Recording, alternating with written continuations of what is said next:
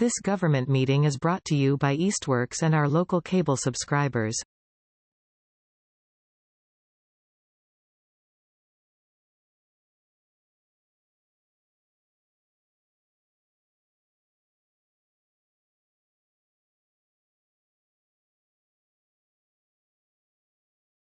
So, calling the meeting to order at whatever time it is right now, 6:03.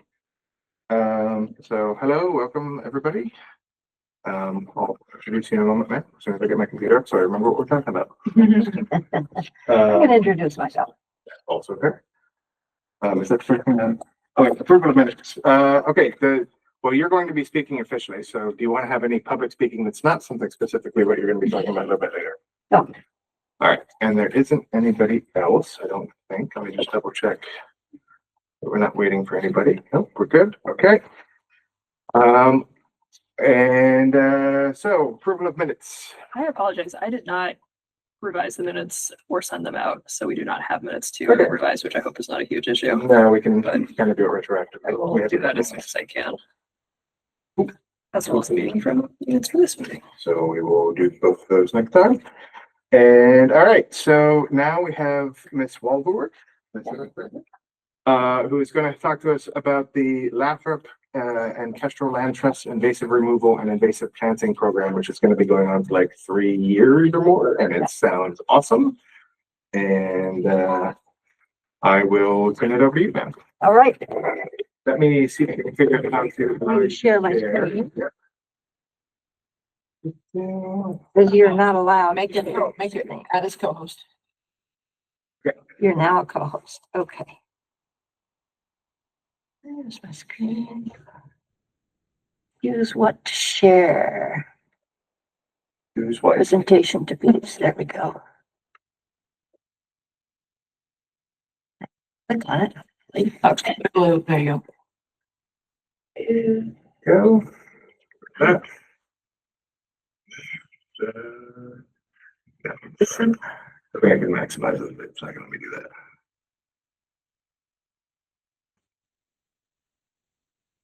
I don't want either of these two. I just want my. It looks good from our point of view. Oh. Okay. All right. Good. So let me put it on. Let me see if I can move the slides. Nope. Yeah, you have to do that from the actual slide deck. Yeah. Not from the not from the meeting. Right. Okay. So here's my slide deck. There you go. Does that work? Yes, it Once does. you Uh, switch, it no, should switch it switch a around. page. Once you click on the next slide and see. It should, as you go to the next slide, it should then Okay. Let's see if it will. on the, Just hit the down button. There you go. Nope. Nope. maybe not. Let me do it on slide. Oh, this is protected view. Okay. Hold on just a minute. See if that helps. Actually intended to show up early so we could go through a little bit of this stuff. And I failed. So So there it is. it's okay. You can stay. If I put it on slideshow, let's see if it gets rid of all that other stuff. No, it doesn't. Okay, then. Well, whatever. Okay, here we go. Just open with. Is that? Oh, nope. Yeah, because it's sharing. Okay, Escape out of that for a second. okay.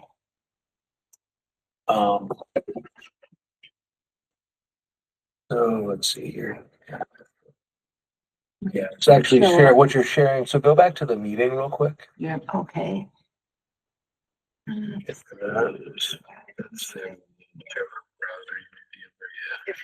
So say stop presenting. Computers. Okay. I'm scared to death. Intelligence. Oh, for sure. So yeah, click where it says stop presenting for There a you go. second. Okay, go back to where you can share your screen. There's a task that just came up at work that was suggested. Yeah, present now. Yep. So go to Present that. now. Mhm. And then select entire screen Uh-huh. But I understand students and then share. Okay. Various things from running game. And apparently a lot of faculty, particularly people who are adjunct faculty, are using it too, which has led some students to find inconsistencies and stuff and actually requesting refunds. That's class. Yeah. The other one looked like it was like writing a screen that was being shared with Google, like a Google. There was just something that I Huh. read. Given a list.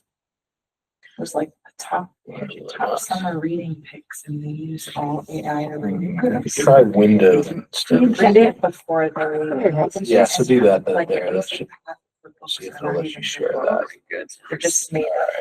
Now if you do full screen, go back to the presentation and do full screen. Yeah. Or actually start presenting. Do that and then set it as full screen. That should take. Or. Yeah, Yeah, there so we you go. got the dogs, yeah. Huh. Okay, And then just like start your slideshow. Yeah, start slideshow. Terrifying. Very scary. beginning. There you go. There you go. And they're training. Now. Take over their Is that Yeah, and actually, Okay, I'm gonna do it from the other.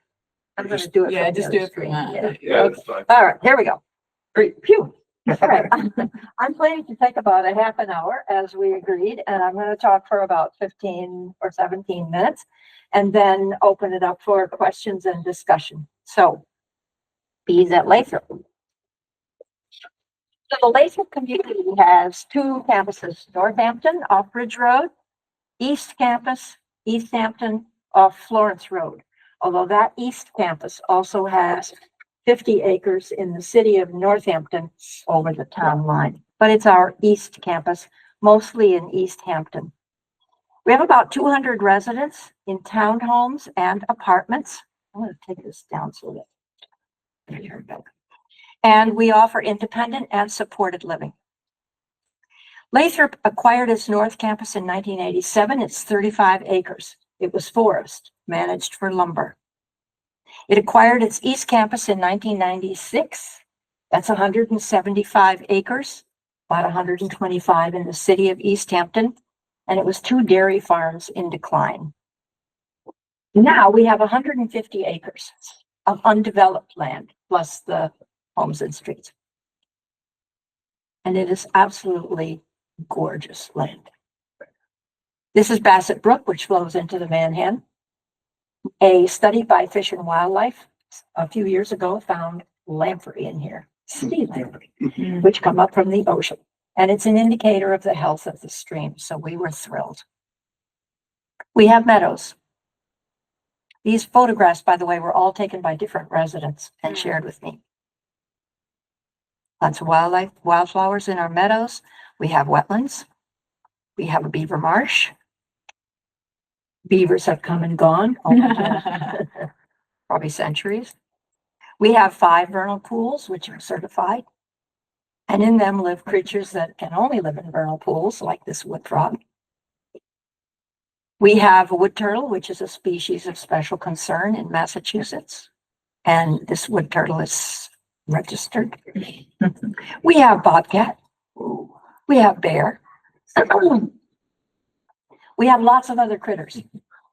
And our challenge is how to steward the land for all of Lathrop creatures. Looking at the land, both the developed part and the undeveloped part, as a single ecological system. This fox has to cross and use all of our land, and so do we. So when Lathrop East was first established in 1996, some mistakes were made. It was landscaped almost entirely with alien and some invasive plants. There were toxic chemicals used on the lawns. There was lots of mowing and leaf blowing and weed whacking. There were still, in some of the leftover fields, corn crops being grown with Roundup. The fields were brush hogged at the convenience of the landscapers, not timed for wildlife. So we would have this wonderful wildlife banquet in our 40 acres of open land, which was full of wildflowers and little mice and voles and things, and the hawks and the foxes and the bobcats came to eat, and the birds came to get their berries and their seed grasses and everything. And we came in mid-July when the banquet was just at its fullest, and we went with the brush hogger, took it all down, and killed some of those creatures outright as we blundered through the fields. We stopped that. So in 2013, when I moved to Lathrop, there were a number of residents who were ready to take a different look. at our land and try to figure out how we could steward it in a better way. And that's what we've been doing since 2013.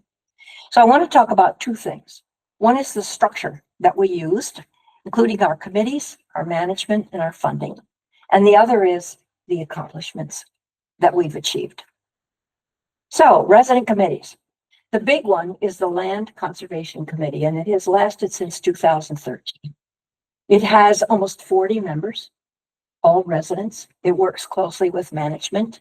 It is the repository of the fundraising that we do. It's the big overarching committee. But then, being people like we are, we have loads of other committees. Some are subcommittees, some are independent little groups. Residents get an idea, they form a committee, they fundraise if necessary, they get it done.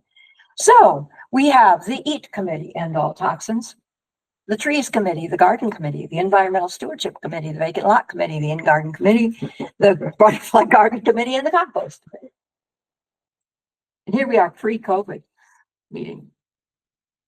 So management, we've had a change of management since we were first founded, but management has been willing to learn, though not very alert or informed about ecological issues, but they've given us visible support and cheerleading.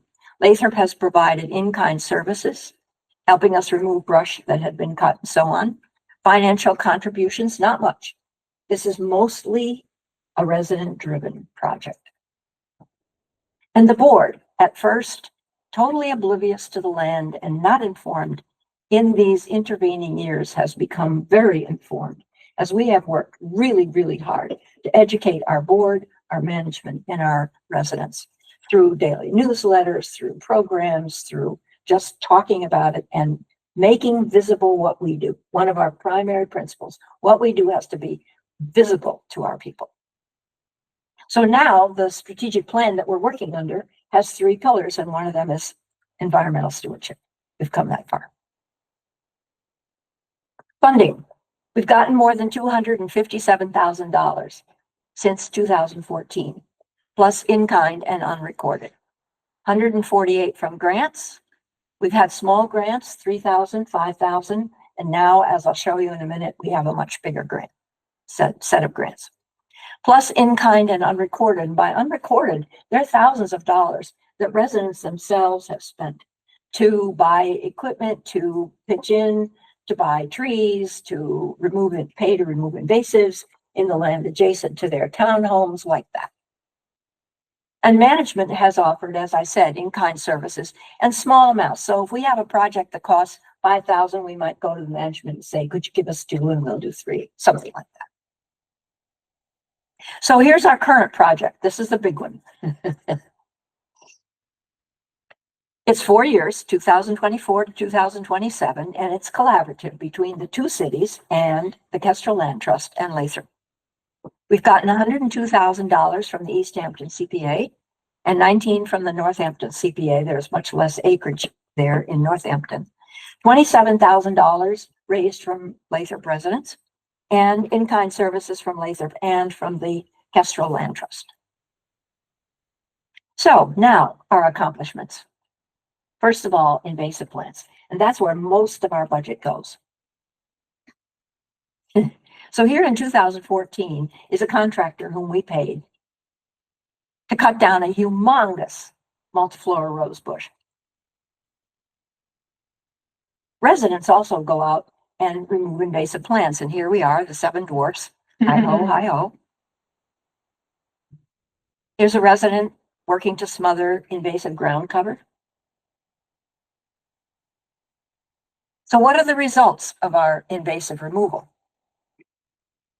On the left-hand side is a photo taken in November 2014. And this is not how a natural New England forest ought to look in November. Everything colored that you see there is invasive. The reddish pink is invasive burning bush or winged euonymus, sometimes called. And the green is mostly invasive honeysuckle. And there's also oriental bittersweet in there and barberry in there. So we hired contractor and we did our own volunteer labor, and we removed those invasives from portions of our woods as we went along. Now, 2 years later, here's the same stance with the same maple tree in the middle. And this is how a proper New England woods ought to look in November. And you see with the orange arrow at the top, underneath all of that invasive stuff was a winterberry tree, and now it's thriving. So this is the kind of transformation that we have been able to work on our land. Now, is this forest finished? Nope, because these invasives will come back. And one of the big lessons we've always learned is they come back, they come back. You have to do it again and do it again. You have to stay on top of it. But the work does reduce. You can get on top of it and then just do maintenance. Here's another story of success. Behind some of our homes, all the red that you see is invasive bittersweet or Andal bittersweet, and it's taking down these beautiful trees. So we took it all out, and this was entirely done by residents. We cut down all that bittersweet, and there it is now. Bittersweet is gone, as well as some of the other invasives in that little hedgerow there, and these trees are thriving. We killed the multiflora rose, and guess what happened the next year? Boom, up comes native dogwood. Invasive multiflora rose was coming into our meadows, and we brush hogged them. Nowadays, we brush hog them in a schedule that is the best we can do for wildlife. So after 8 years of work in 2022, we said to ourselves, we have incremental evidence about our success, but overall, these 100 and whatever acres, how are we doing? So with resident funds, we hired Land Stewardship Inc. to come in and do an assessment of a certain portions, not every acre, but about 110 acres of land on both campuses. And this is the East Campus map, one of the maps that they submitted to us. And it shows the density of invasives of all kinds. Could you please point out where Florence Road is, just to orient me on Yes, Florence Road is off to the right, almost at the right-hand edge. It's a little bit off the screen. Okay, so then you have the driveway Yep. into your community, Yes, and then everything just Yep. goes out goes out. from there. All Yes. right, thank you. Thank you for the question. So the green hatching is less than 5% invasives, which is a real triumph in this area, as invaded as it is. The yellow and orange are middle grounds, and the red that you see primarily at edges is 50 to 75% invasives on the ground. And what we learned from this is that we have uneven control over our invasives. And so this was the basis of our request for grant funding from the two cities. We took these maps in and we said, what we want to do is to bring all of these acres, total of 110 acres on both campuses. We want to bring all these acres up to at least a 90% level of control. Then we can keep a hand, then we can keep a hand on it. So with our current 4-year grant project, that's our goal. 110 acres, 103 of those are in conservation restriction. So now I want to talk about accomplishments. We've done invasive plants, so let's talk about native plants in gardens and in landscaping. This is an all-native garden. It's very lush. It doesn't look like your typical old people's home garden. But at Lathrop, it flies.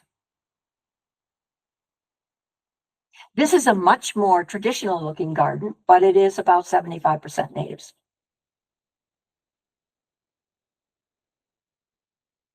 Each of our lanes is a horseshoe shape arranged around a common space in the middle. And these common spaces have been redone with native plants, not all of them. This is the one on Teaberry Lane. And this restoration into all native plants was funded by two residents who gave quite a lot of money to have this done. Owen Wormser designed it. That's when it was first put in. That's what it looks like now. Nice. The garden in front of the inn looked like this. There are a couple of invasive barberries in there. It's a mess. So we negotiated with Lathrop, and management paid to have the ground all leveled and everything else taken out. And then we residents hired Owen Wormser to design the garden with our money that we raised. And then Owen got the plants for us and put them in places where they should be. And then the residents planted them. And this is what it looked like. But here's our lesson again. It changes. And we had some discontent on the part of our residents about how rough it looked and it wasn't neat and all this. And so we rethought it. We got a resident committee together and we got together a consultant and we said, okay, we'll change it a little bit. So here are some of our residents working to revise, redo the in native garden. All right, another thing we wanted to do was to reduce lawn. So the residents on Huckleberry and Blueberry Lanes wanted to reduce this lawn, which lay between the road and a hedgerow that marks our property boundary. So the first thing that we did was to get agreement among all 17 residents of our lane about what part of this lawn would remain mowed and what part would be unmowed and turned into a shrub environment. So where do you want your grandkids to play croquet? If they ever do they're on their phones, come on. Where do you want to walk your dog? We finally agreed, we staked it off, we stopped the mowing, we worked with management on all of this. And then with money that we raised, we purchased a total of 90 shrubs from New England Wetland Plants at about $14 a pop. Nice. And we went out to get them because they don't deliver. So we went out to Amherst to get them in a train of 4 cars, loaded them into put them in place. And here we are planting them on planting day. And when they were all planted, we had a party. Nice. One of our residents sprang for pizza for everybody. So how about pesticides? In 2019, a resident committee called EAT, End All Toxins, explored the chemicals that were being used on Lathrop lands. Here's another lesson that we learned. A lot of our work has to do with finding out what's really happening. And sometimes that information is more or less easy to get. But they examined what was being used, sometimes even just by going out on spraying day and taking a picture of what was on the canister of stuff they were using. Because, they didn't want to tell you. Turns out one of the things they were using was dicamba plus 2,4-D. Really bad news. Here's the EPA label for dicamba. Danger, corrosive, causes irreversible eye damage, harmful if swallowed, inhaled, or absorbed through skin. Drift or runoff may adversely affect invertebrates and non-target plants. And this is where our grandchildren are playing croquet. And this is where we're walking our dogs. No, we're not having that. So the committee pressured management, and we now use no herbicides, pesticides on our lawns. The lawns look a little scraggly, but whatever comes up, we just mow it. So how about leave the leaves? So, ask a question about that. They hire a landscaping company to Yes. come do that? Mhm. Okay, so they worked with them. Yes. They did. Did they put like a plan together, like a, integrated pest management plan or something like that? Or they just, Nope, they just stopped using the pesticides. okay. And the fertilizer was changed to an all organic fertilizer. And let the chips fall, it ain't perfect. But and some of our residents are unhappy, but most of our residents are like, good, this is what we need to do. Because we've done a consistent, strong informational and educational project. I would add persistent to that reason for success. Yes, yep. So leave the leaves. Normally, and still for many of our properties, in the fall, our landscaper comes through with these big blowers and it goes into your front garden and are all around the bushes and the flowers. It goes whoosh and it takes away all the leaves and plant litter that are on the ground. But we instituted a program where a resident may choose to get a sign, which Lathrop will provide, that says leave the leaves. And then they won't blow your leaves. And we have a bluebird trail. It has 9 bluebird boxes on it. We monitor them so that the house sparrows don't get in. And here are some of our little bluebird babies. We also let wrens in and any, but we religiously take out the tree sparrow, the English sparrows. So this is what we have done. Invasives, pesticides, native plants, reducing the lawn, leaving the leaves, and maintaining a bluebird trail.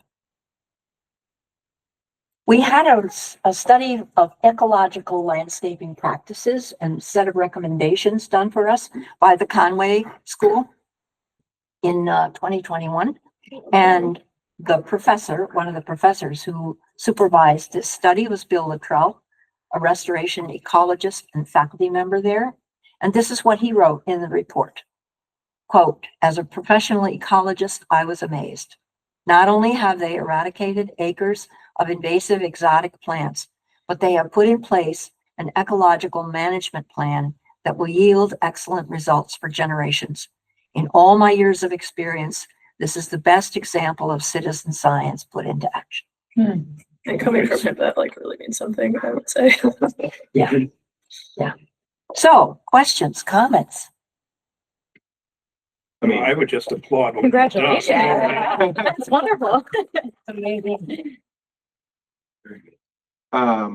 Yeah, 100% on all of that. I mean, the first thing is like, we're probably going to be asking you for more help than that person. Like, I mean, basically what we need to do is extend everything you're doing to the entirety of Easthampton as opposed to like you are so far ahead of us right now that it's, I mean, but it's like such a great way for us to like follow along, see what you're doing and try and keep going with that. Yeah, some random questions. So are there no dams between the brook and the land? Because how are the lampreys getting there?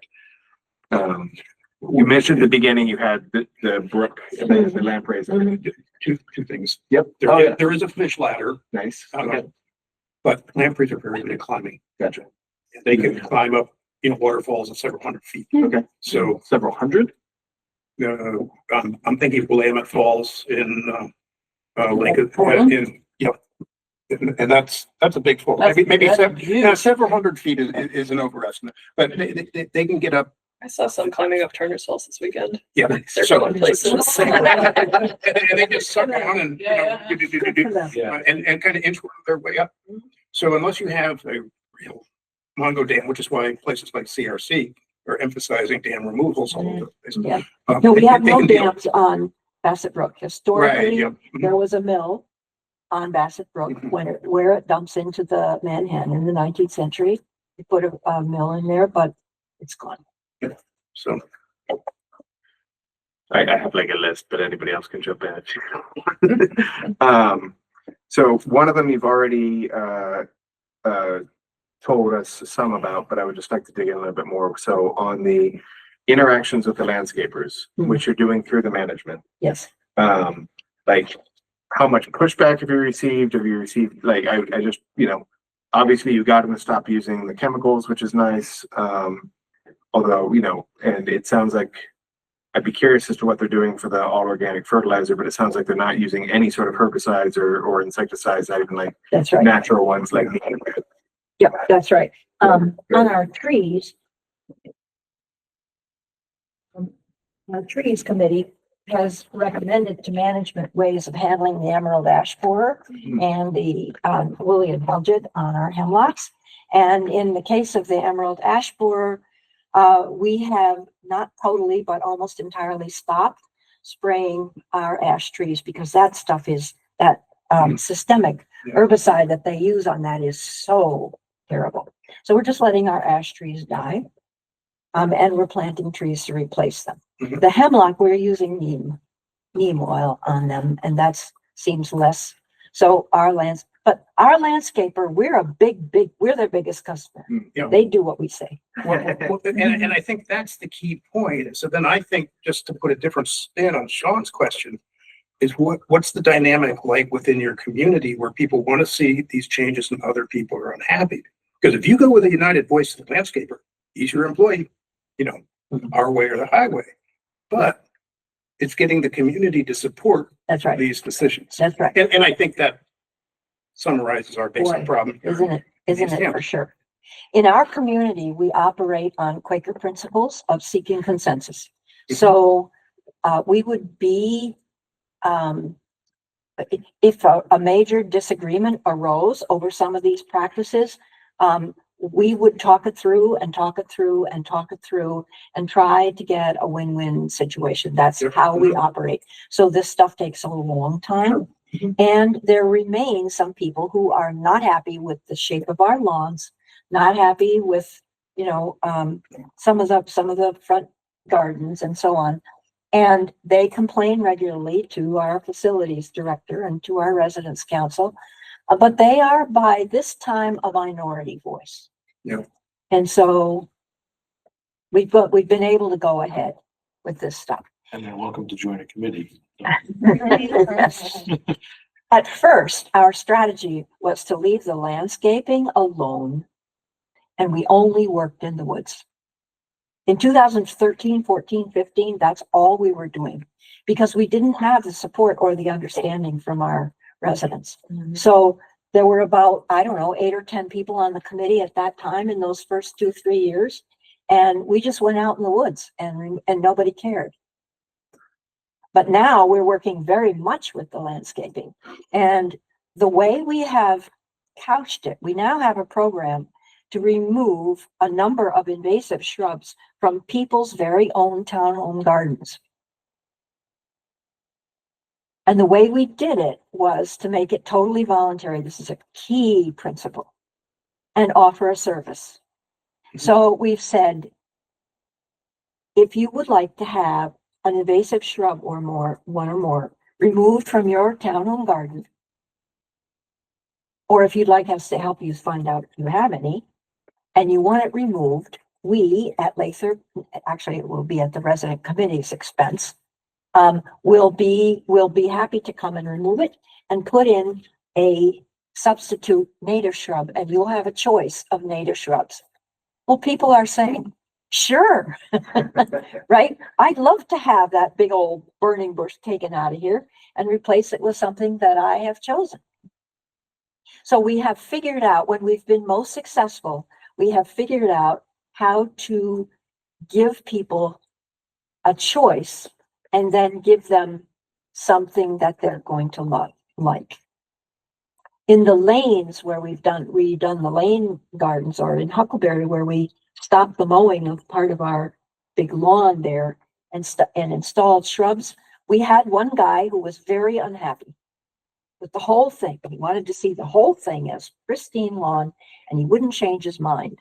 But in actually what happens in Quaker decision making is that a person who is totally opposed, when he sees that he's widely outnumbered, because there were a whole bunch of us that were really enthusiastic about it. So he was way outnumbered, George, and he's a nice guy, And so he stood aside and let it happen. And when Quaker decision making works that's how it works. Sorry, anybody else? Okay. So what did the early conversations, when you were working in the woods, starting to do your removals back there, what were you doing? And you totally agreed with you got to make everything visible and talk to people. So how were you evolving that, make it visible, and how were you starting to have the conversations that later allowed you to deal with the landscaping? Good question. So we tried to make our work in the woods as visible as possible, emphasizing some key facts. So we had one key statistic that we talked about again and again and again. And I wrote in those days, now other people are writing them, but I wrote in those days every week in our community newsletter, I wrote a nature column. And I could have it in there because Lathrop was willing to put that into the newsletter, and the extra expense of, duplicating another page, because this was before we had our stuff up online. So it was printed off and stuck in people's little mail cubbies. But I wrote a column every week, and we had some presentations, and we just, at meetings, every time the residents council, which is the governance body of the community, every time the residents council met, the land committee made a report. This is what we're doing. We showed photos and so on. And so we were able to say, we went out to this and this place and we removed, X numbers of shrubs, or we removed shrubs and so on from this. And these alien shrubs, we relied a lot on the statistics about the species of Lepidoptera that are supported by various native and non-native plants. Doug Talamy had an early list at that time. Now the list is more dispersed. So butterflies. Yeah, Lepidoptera. I'm not a Latin guy. Butterflies and moths, they are. Yeah. And what support means in this context is that the larvae can eat them. So an adult butterfly or moth, as you know, can sip pollen from lots of different places, but the larvae, the caterpillars, are very picky. So 90% of butterfly and moth larvae can eat only one or a few species of plants, almost entirely native. That the thing where I make a constant thing to say native, not pollinator. That's it. That's why. That key statistic that 95% of we started with the birds. Okay, terrestrial birds. 90% of terrestrial birds need almost exclusively insects, almost entirely caterpillars, to raise their young. And a chickadee nest may need, one nest full of babies may need up to 6,000 caterpillars. Nice, soft blobs of fat and protein that you can stick into a hungry mouth. Nature provides. And those caterpillars eat almost exclusively native plants. Those two facts together were our sort of grenade. We put that statistic every place. Just a simple statistic. Here's another lesson we learned: keep it simple, keep it simple, keep it simple. Focus on what people care about. Focus on what they can remember. Images, images, images. Every time I did a column, I had a photo in there or more. And by now, people are sharing photos a lot on now we have a community listserv. So people will share photos of native things that they see. The wood frogs are quacking in the pond and all of this. We did nature walks, bird walks. We took people down to our vernal pool to hear the wood frogs quacking in the spring. Again, anybody else? Keep rolling.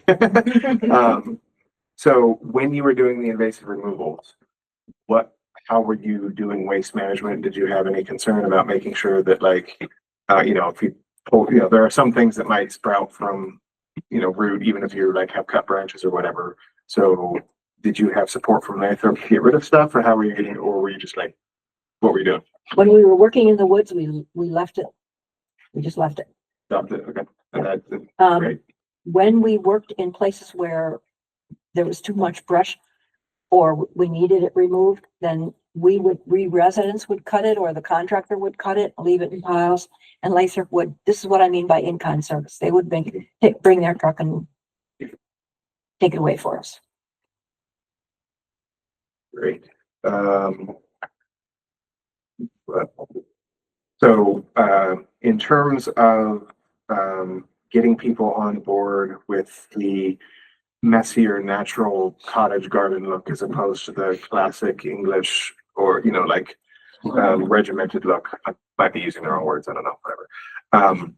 Have And this sort of wraps back around to the way that you like convince people by using the caterpillars and then the bird statistics.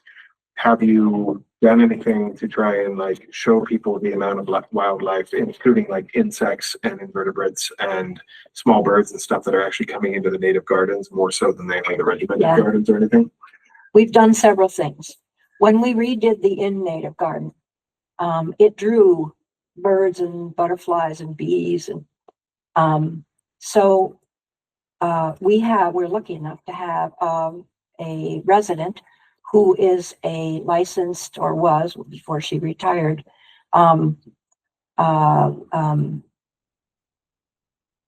landscape architect with extensive experience in restoration and native habitat restoration and wetland restoration. Gold mine, she knows everything. So what she did was, when we had the native garden planted and it came up so richly, she had a public program right out there on the sidewalk on a sunny day, and she brought some of the native plants that she plucked from the garden, and she had samples laid out on a table, and you could go along, and then she talked a little bit about, well, this is a Asclepias, and it supports so and so many Lepidoptera again.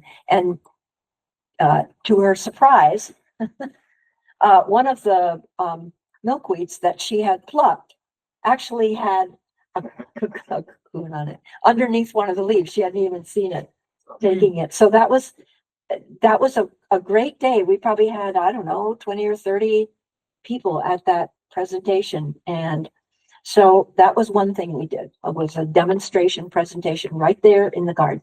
The second thing that we still do is a garden tour. So we mounted a garden tour where you could walk around to the different gardens, and the resident would be there to explain what they had done in their gardens. And a number of those gardens either had some native plants or were entirely native plants. So that was another thing. And people like to walk around in the sunshine, talk to their friends, have some cookies and lemonade, which we always provide food. Like that. So we still have people who are upset about the raggedy look to them of a native plant garden, or people who think that native plants are not sturdy enough or strong enough. You really need, you need another kind of plant to really survive during winters and all this. Or they want to see a highly hybridized native plant that has a different colored bloom or has double blooms or something like that. So the next stage of our campaign is to get people to understand the difference between a straight or species native and a cultivar, a nativar, we would perhaps call it, a cultivar of a native, and how to go to Nasami, for that matter, or any of the other places, and read the tag to tell which is a cultivar and which is not. This is very hard for people. It's very, it's disingenuous, because sometimes they'll have these things on a table called native plants, and you walk along and it's, it has that little name in quotations, Blue Mountain or something like that, or Red Fire. And people have to know to ask the questions. How has this plant been changed from how you would find it in our own woods or meadows? So that's a hard thing.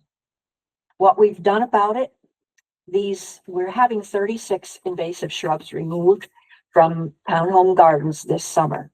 And it's all volunteers. These residents have said, oh yeah, please take out this big old burning bush and give me something different, and I'd like to choose. So we're giving them those choices, and as we help them make those choices, we are emphasizing that a cultivar can keep you from achieving what the whole thing was meant to achieve in the first place. We try to we try to say to people, we know that many native plants are going to grow too big for your little old cottage garden. So if you get a cultivar that is a dwarf and doesn't change anything else, that would be workable to us. Mhm. But if you get a cultivar that makes double blooms or has purple leaves, not so good.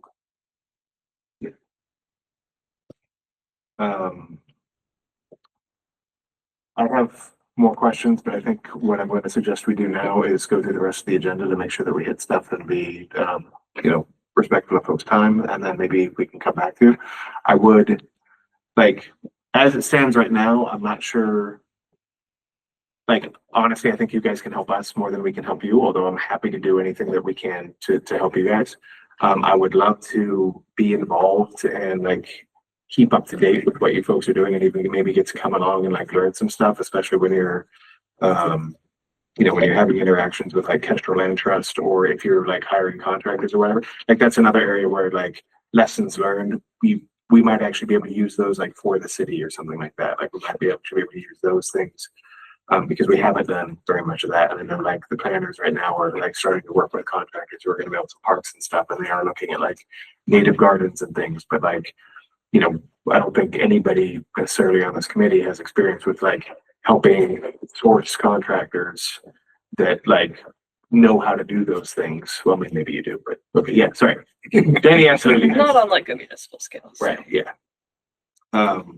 So anybody else have any questions or? One more quick thing, the CPA money that you have, Mhm. and that's like the bulk of the budget that you have for this 4-year project. Mhm. What, is that going mostly towards like contractors and things like that, or? Yes. Yeah, And it is restricted to our conservation, our conserved land, okay. because that's all they can fund. Mhm. So the grant proposal was written like this. We have this big project, 110 acres, and 103 of them are in conservation restriction. So we will only use the town money for the 103 acres. And then we will use Lathrop money, its contribution, and Kestrel for the other 10 acres, and also for the annual public programs that we present, and for the public information things that we do, the website and all that. So is the 4-year plan with that enough to get you to that 10% threshold? Is that the goal? That is the goal. Okay. And our contractors believe that they can do that. Nice. And you're basically doing that with them. You're not doing as much with the big 103 acres. That's not being done on a volunteer basis or on a, your coordinates mostly. Mostly the being done by contractors are doing the 103 So acres. they're like identifying and going out and Yep. pulling and getting Yep. rid of everything. Okay. Yep. And they are using herbicides. Mhm. They use cut stump whenever they can, but they are also using foliar spray. But these are licensed people, Mhm. and if we tried to only use mechanical means on 103 acres, we could never do it. Right. So it's a choice between two flawed. Right. Yeah, but it's a lesser evil. It is the lesser. Yep. I just encourage lots and lots of photographs, because evaluations of projects like this are sorely lacking in so many situations. And the better that you and your colleagues, for lack of a better word, can do to document this, the case is that much stronger and that much more communicable, if that sounds like a disease. And impact. Let's bring. That too. Thank you. Better. Well, you saw that map that I showed. Right. So our plan, and it's written into the budget, is to have professionals come back at the end of our grant period and do another evaluation of the same land. Right. And we would hope to see, well, the green is a high standard because it's less than 5%. Yeah. But we would hope to see green and yellow throughout. Be really interesting if you could find someone to do an insect survey as well. Yeah. It would, wouldn't it? But that is beyond our budget, and so we rely, here's the strategy, the research strategy is to rely on the research that has been done to establish these relationships Mhm. that has been done under big funding with grants and all that, by universities and associations like Xerxes and so on, to rely on the research literature to establish the connection. And so what we establish is what we're doing on the ground. We know that if we have a patch of woods that is, say, under 10% invasives, that we can rely on the research to say that that will support a whole lot more wildlife than something that is 90%.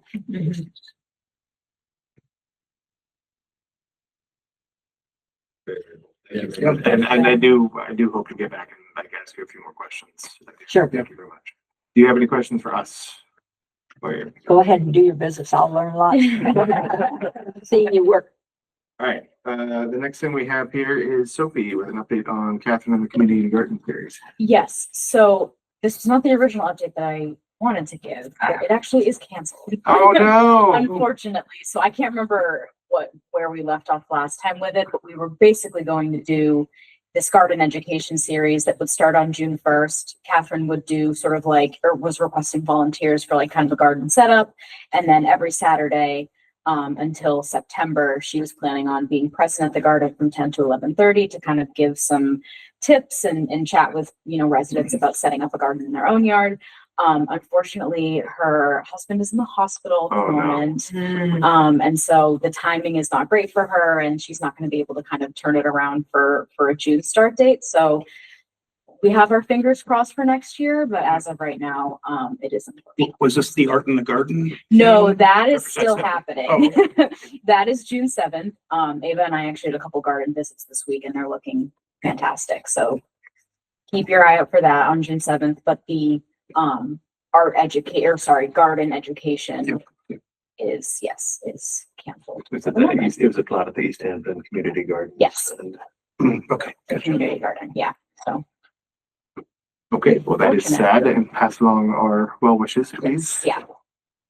Okay, and how with UMass Pollinator Certification Program? Yeah, okay, I ran across this. I'm not quite sure how I came by it.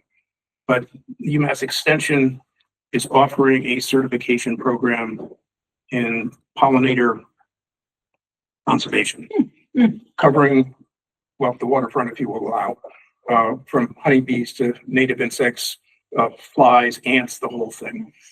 It's self-paced. It's 6 modules. It's all, online. If you complete all the tasks, including all the exams, you are awarded a certificate through UMass Extension.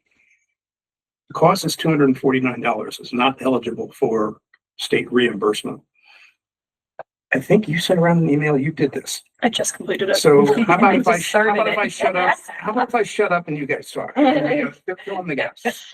I mean, I think you covered the high points. Yeah. It's a new program, so this this winter and spring is sort of the first cohort, and I think you must be in the second Yes. cohort. Okay. Yep. So I understand that they're still like fine tuning it somewhat, and I'll be Okay, interested yeah. to hear what kind of changes there Our are. notes. Yeah, Yeah. and I'm hopeful they will continue it because, I'm spoken for this summer, but if they do this in the future, then there's a fair shot I can do it. Right on. Yeah, I thought it was pretty valuable. I was supposed to have lost my access, but I just logged in and I still have it. So if anyone wants to like flip through it, yeah, there's a number of modules that cover plant pollinator ecology, habitat provisioning.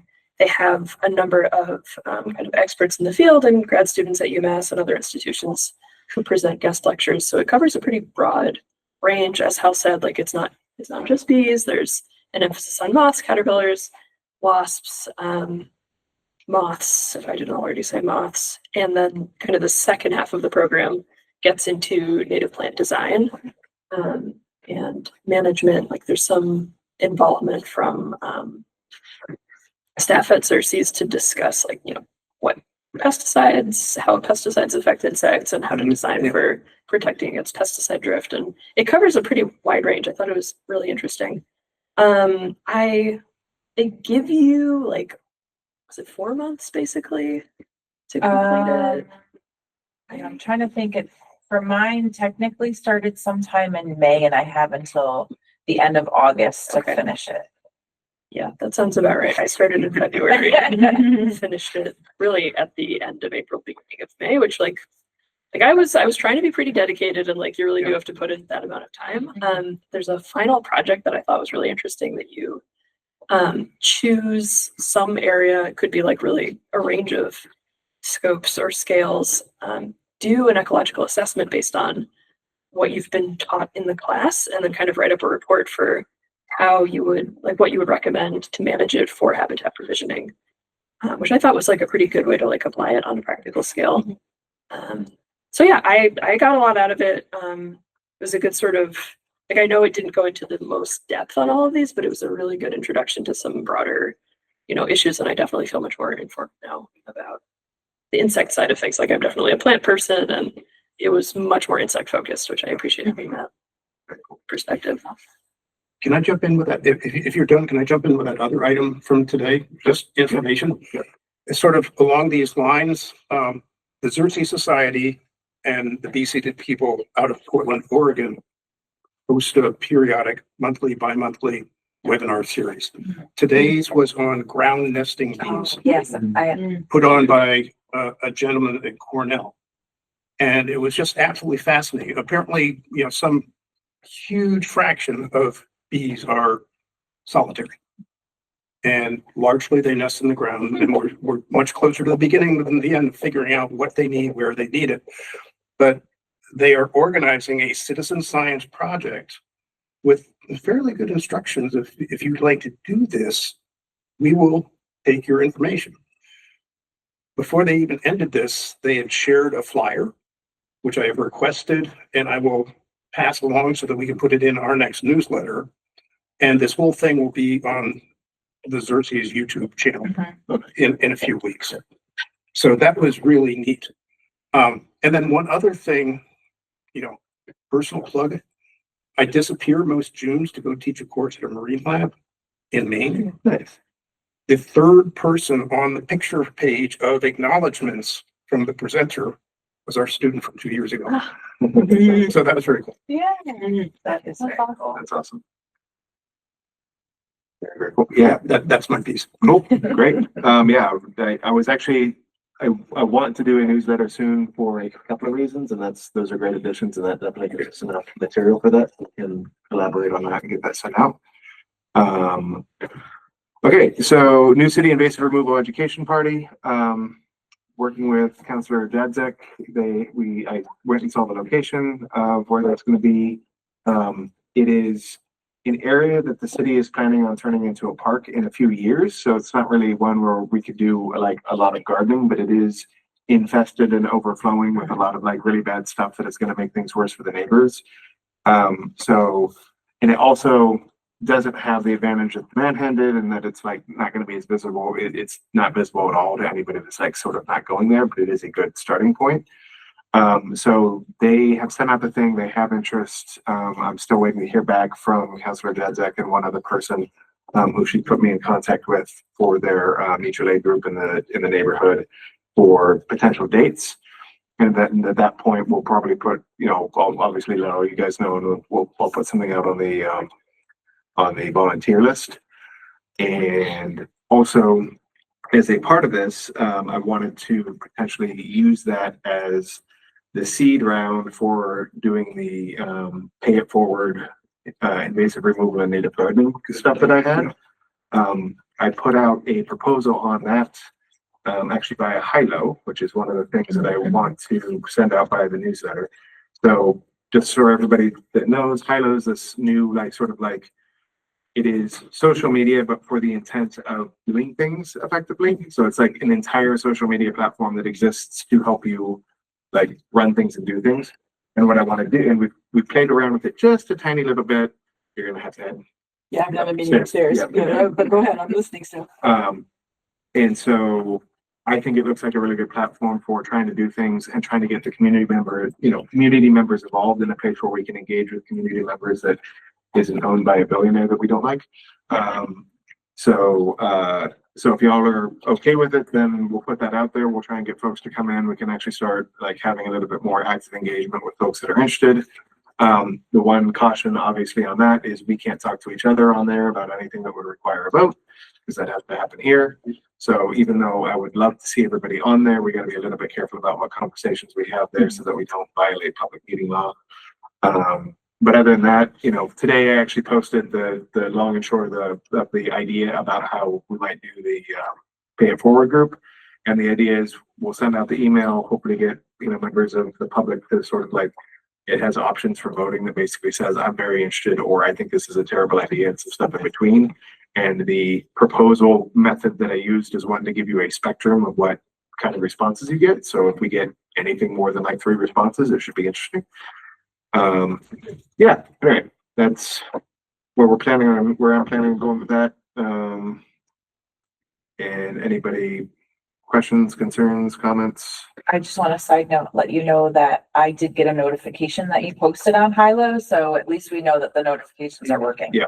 I got it right before I came here, so I wasn't able to open it and like fully read it, but I just wanted to let you know that the Great. notification did come through. So yeah, and this is a thing we should probably warn people about somehow. It starts off with notify for everything, which is actually great if you want to, you know, be involved, but you can also, the notification options are really good, and they can also tune you in with your email. So you can do things like only send me a daily digest, only send me a weekly digest, like whatever. So hopefully it would provide people enough notification that they remember to get engaged, because one of the problems with a new platform like this is that folks don't remember to use it. So hopefully people can tune their notifications to get enough to remember to go visit it without it flooding them and making them upset and making them want to quit. So It might still be better than battling with the algorithms of Facebook and That's- trying to get people to see things. right. I mean, So- that's literally one of the reasons I don't like using Facebook Yeah. is because Facebook algorithms are like literally anti the things that we do. Yeah. They don't want people to see this because it's not the kind of engagement that gets them more clicks and more ads and more information. So yeah. And then the last thing we have on the agenda, oh wait, any other questions, comments, concerns, thoughts there? Last thing from the agenda is cultural chaos tabling. So we are going to be working with the eco body, and Sophie and everybody. I mean, you can talk to us more if you want to, but I plan to be there and like talking to people during the day. If everybody remembers from like last year, we have all the talking points and stuff, which would be worth reviewing. Okay. We can kind of come up with, so that's on the drive. I was gonna if you say, need- is that on the It's on the drive. Okay. If you want me to send you also, it's a I living, can go- it's a living document. So if you have ideas or things you want to Okay. change it, just do it. Okay. And also, if you do decide to come table, which I would, you know, again, love to, I would also encourage folks to like take notes about any, especially pushback or either questions you can't answer or pushback, Okay. and capture those, and we get those in the document. And we update the talking points so that we can be better next year. Okay, Or perfect. next time. we Because I'd go out love and talk. to, And, you and know. through the eco thing, there are going to be a number of opportunities to do that sort of thing throughout this entire.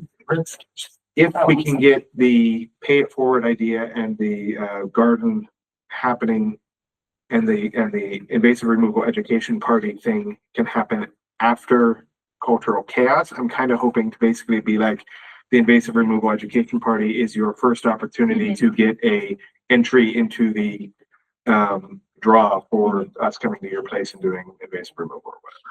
Is there a date for that initial event? Not or- yet. Not No, yet. Okay. I'm waiting to hear back from Okay, them, yeah. and I'm hoping that at least some of the dates they provide will be after cultural Yes, chaos, yeah, because that'd that's be a great. piece I don't know yet. Mhm, okay. Even if it's not, we can still do it. It's just Big place to promote it. yeah, For exactly. sure. That- Yeah. That's one of the things. Yeah. that we do. All right, does anybody else have anything else they want to talk about or raise? Did you have any luck with the Pascomic people at the pass off visit?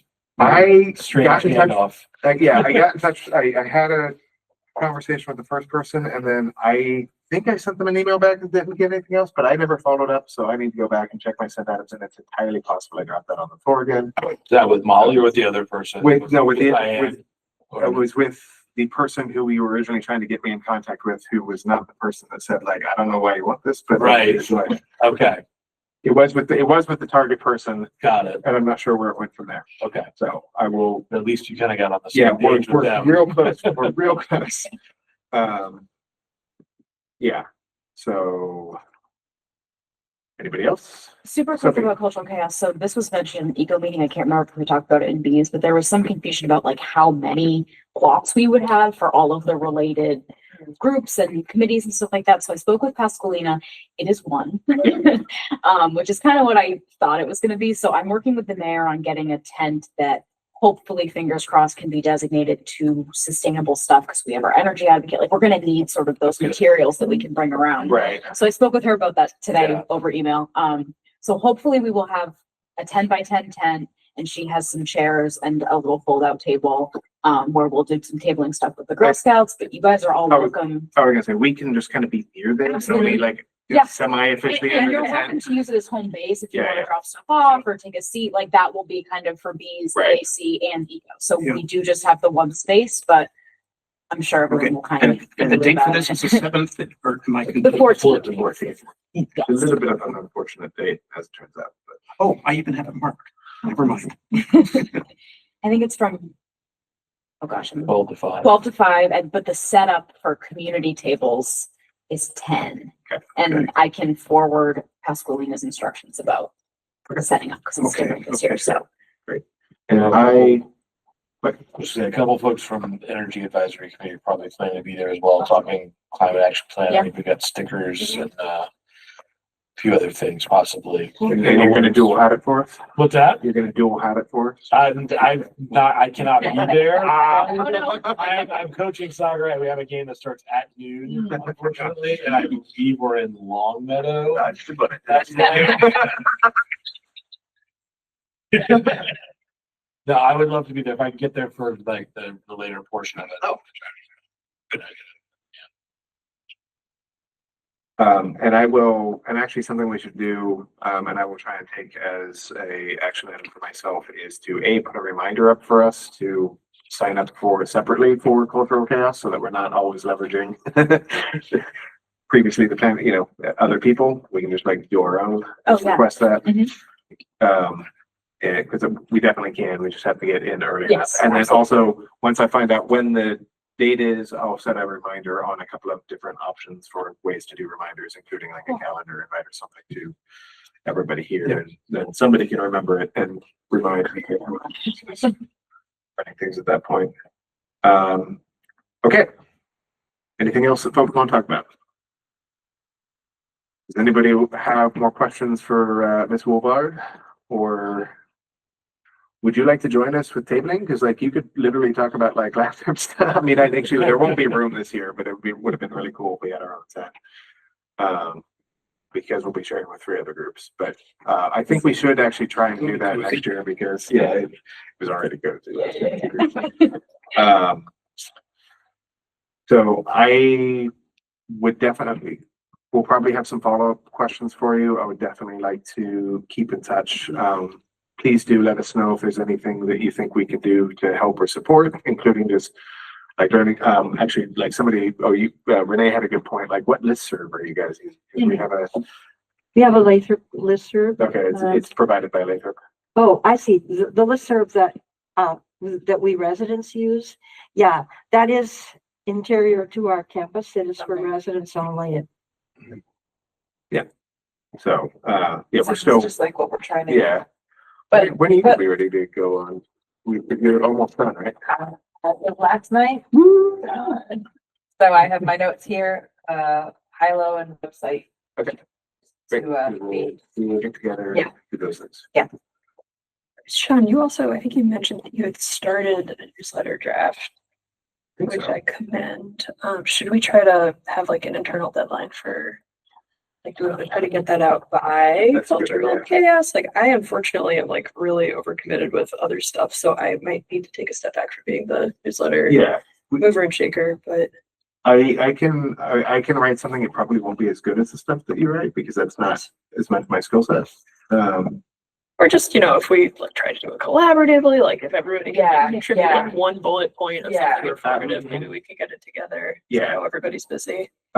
Yes, I think we should try and do that, and I think we should try and get it out by the end of May. End of May. So that we have some time between that. And so I encourage, if you need a link to the existing news, the news, and I think by starting it, I think I've dropped like one bullet point on there or something. It's not much. But, yeah, so please do go on, add things to it. You feel Just add confident, right to that document. right into the doc. Just put it right there. Just keep it Okay. really simple. We have a few link drops to do. I'll have some YouTube. Well, first off, I will get the flyer out for you folks as soon as they hopefully respond to me. I got the impression that the YouTube video is good several weeks out. Is it? Okay. So, I mean, had signed up nothing, for it and nothing missed specific it. was promised. Yeah, Yes. I couldn't make it today, but I went in quickly and looked and I saw that they said they were gonna post it. So Yeah, yeah, it was neat stuff. So those things, Hilo will be on there. The potential for some other stuff will probably be in there. And also anything, probably some eco stuff. I was gonna say, can I put the Absolutely. map for like Art Yeah. Garden on there? Yeah, Cause I yeah, feel like, Oh, that'd be sure, amazing. that would be super. yeah, cause perfect. you guys have what, like over 100 Yeah, we got plus? Maybe 100. That's amazing. We have around That's 100. That's awesome. Yeah, I- yeah. I'm adding this to the newsletter, so like actually we're writing Yeah, the newsletter okay. now, so.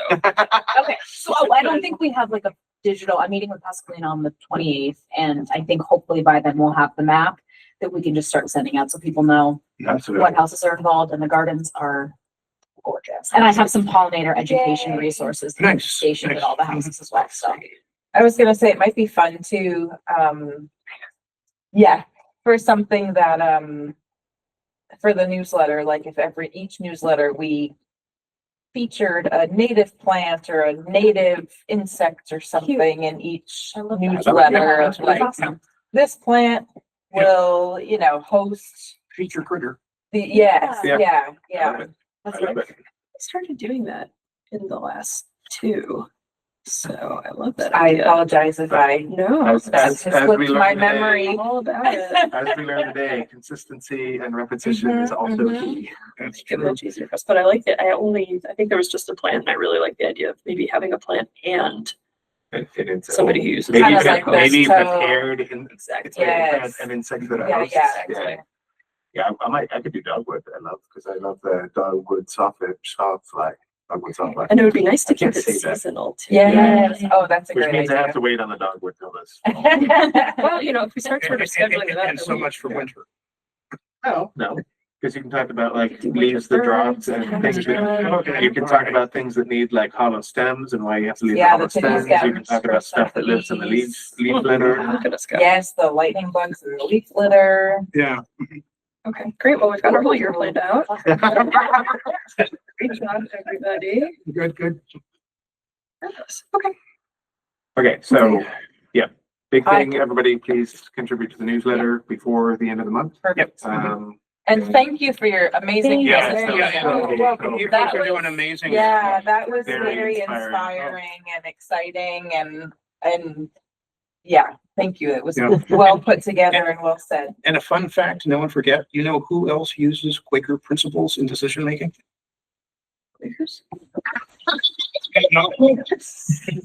Honeybees, when they're just deciding Oh, where lovely. to move after they've swarmed, they have to find a home. And they use a very close analogy to Quaker decision making. You said you don't know insects. So I'm adding that to the Fun newsletter. fact. Breaking.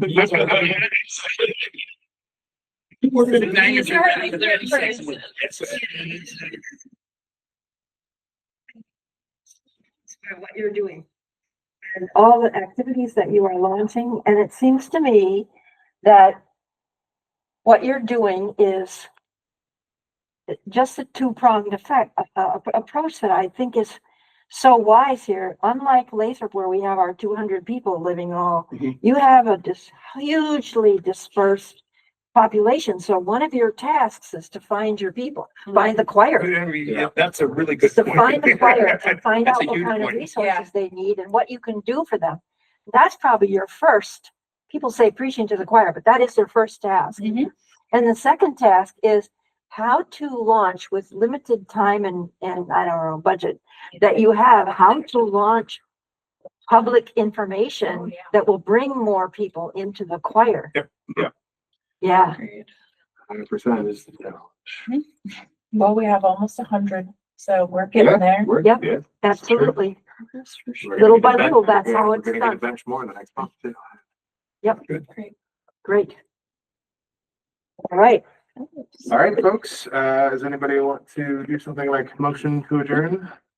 I'll make a motion to adjourn. I'll second it. Motion and seconded to adjourn the meeting. All in favor? Hi. This government meeting is brought to you by Eastworks and our local cable subscribers.